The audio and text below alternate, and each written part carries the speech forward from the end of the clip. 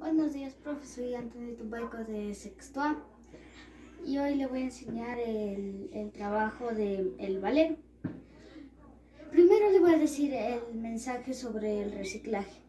El reciclaje ayuda al mundo a tener mucha más vida, más ecosistemas y muchas más cosas. Ya, ahora sí. Voy a jugar con mi valero. Lo que hay que hacer es tratar de meter esta bola aquí en la boca del tiburón.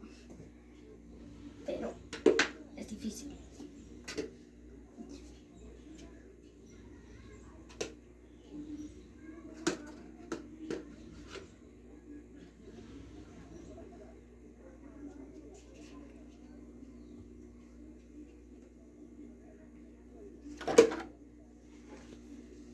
Ya, bueno, muchas gracias, profe.